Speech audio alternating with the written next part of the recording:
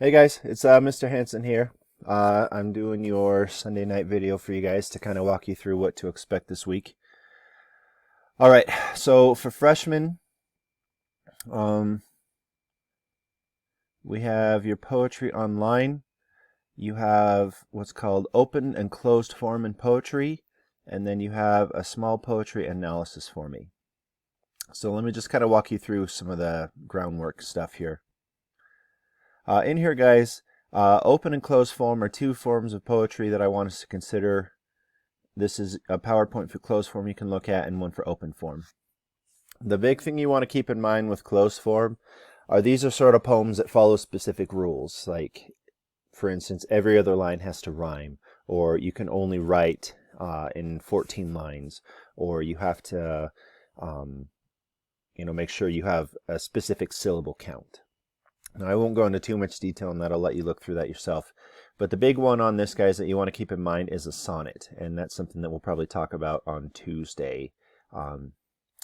With open form, I want to talk a little bit more, but these are typically poems that are more modern. They don't follow specific rules. And partially the reason they're called open form is they don't have constrictions around them. They can kind of do what they want. So I do want to look at one poem with you guys to kind of show how that works. In addition to that, guys, I do have a sample poetry practice here that you do not need to turn in, but you might want to look through and just kind of practice through so you can kind of get an idea. And then the assignment that you have for me is closed form and open form. And when you click on this, guys, let's see if I can pull it up here. Here it is. You only have to do one poem from closed form, so you can either do This Living Hand Now Warm and Capable, or Do Not Go Gentle Into That Good Night. So you have one of those to choose from. For open form right here, you can either do this prose poem or you can do this poem from E. E. Cummings, and we'll look at another one here in just a minute. But you'll have these questions to answer. Okay, so you only have to do two of those. Okay, one from closed and one from open. When we go back here, guys, we have a poetry analysis that I want you to do. Now, this is kind of a reduced version of your paper you were going to do for me, but I think this is our last week on poetry, so this is what we're doing. I have put the paper assignment right here, and basically what you need to do is I want you this week to come up with a song or a poem that you've liked, just something that has lyrics or words. You might want to do one that's a little bit longer. Like, going for shortness here isn't necessarily going to make it all that much easier. But when you do your analysis, guys, I want you to focus on a specific aspect, such as the diction or the word choice, the tone. You might think about the saying and suggesting that we've talked about, imagery, figures of speech, sound, even closed and open form if you're interested in that. But I want you to analyze its effect in the poem. So if you focus on diction, for example, I want you to choose 3 examples. Or you could do a combination if you want to. Let's say that there's a word in the poem that you really like, but you don't want to necessarily focus on 3.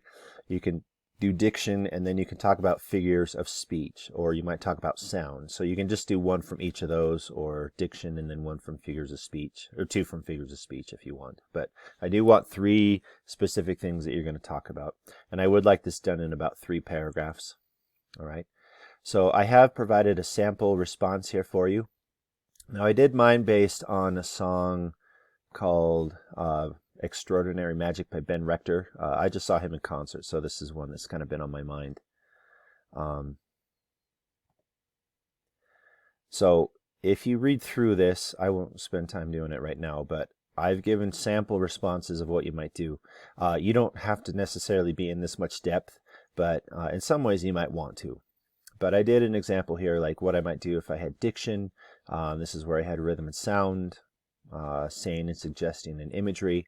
So these are all samples of what you might do. Again, they don't have to necessarily be this long, but I do want you to have 3 paragraphs. And I also would like you to have the poem listed for me so I can go back and look at it. I'm not overly offended if there's a swear word or 2 in there. I would prefer that you don't do a poem or song that is horribly crude. I think, I'll kind of leave that open to you, but just keep in mind that I do have to read these as well. So, Okay, and then of course I have the assignment for you that you just write it here. So your 3 paragraphs and then your posted poem, and that's all right there. Okay, I want to look at one open form poem with you guys, and then I will leave you alone for the night. Now, again, open form is a sort of poetry that does not follow conventional rules of your lines can only be this long or this many syllables or they have to rhyme. They can be any assortment of things. This is the one I want. All right, so Noel, sorry man, this is E. Cummings. I've really grown to like him. And actually, a quick story, guys. I didn't used to like open form poetry. I thought it was kind of lazy and was unappealing to me.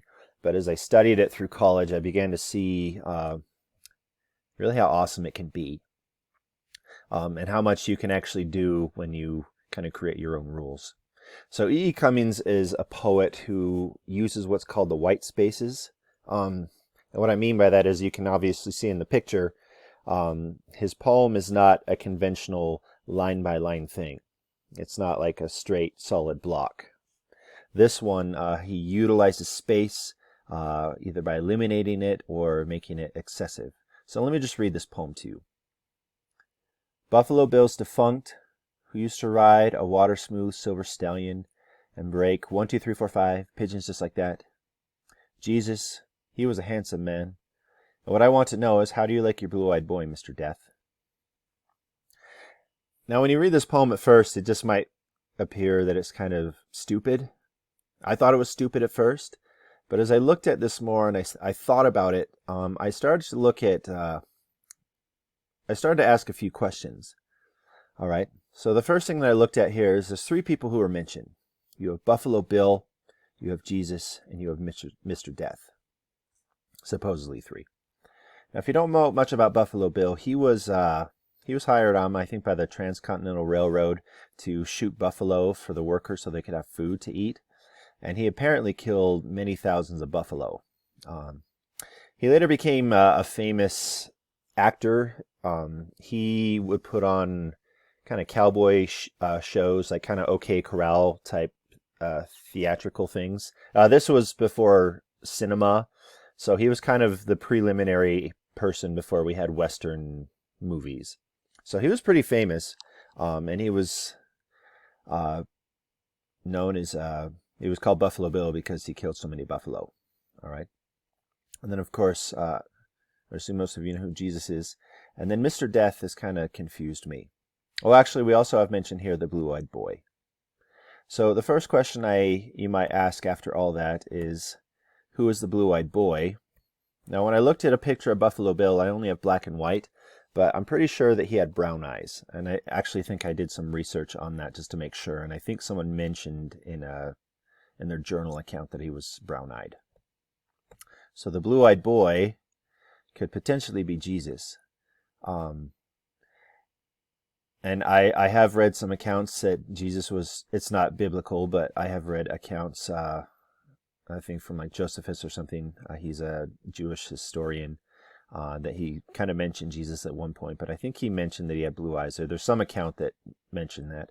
I don't know that for sure, but I think it's, some people hold that Jesus had blue eyes.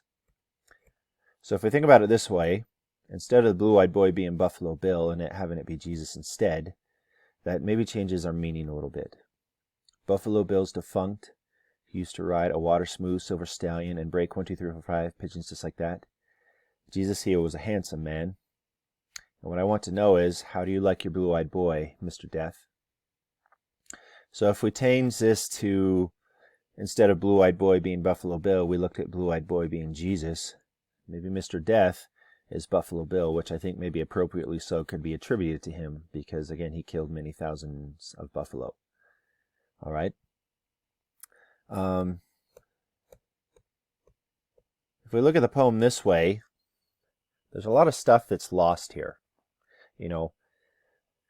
One of the first things I notice is when I say break 1, 2, 3, 4, 5 pigeons just like that.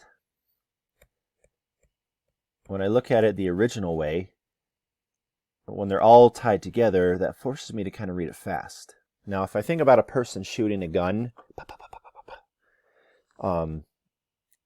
I imagine that that could be something fast, that he was a quick draw, especially as he did shows and things like that. Now, if you're not familiar, pigeons are like clay pigeons. So if you ever see someone with like a shotgun shooting those, they like pull and they launch these kind of discs and people shoot them out of the air. That's kind of what I think that's referring to. Another way that I think the white space in this makes more sense to me than it did for like doing it the block way. Buffalo Bill and Jesus are furthest apart, but he and Mr. Death line up. So if we look at this as like a giant triangle, he's kind of in line with Mr. Death, but Jesus is furthest apart. So, this is my own interpretation. I don't know if E. Cummings meant this at all, but I wonder if, looking at this, Buffalo Bill is kind of meant to consider his own mortality. Like, what is your relationship to Jesus and all this? What is your afterlife going to be? So anyways, there's so many more things I could say about this, but this is kind of the idea that without the white space, we lose some interpretation, we lose some meaning. So we're going to look at more poems like this later in the week. And actually, just kind of as a setup to close here, Tuesday, if you can kind of be prepared on the close form, come with questions. I'll look at a poem or two with you guys to help you with that. But maybe you get that, read through that stuff and do your activity by then. And then Friday, you look through the open form and do the activity that I have online.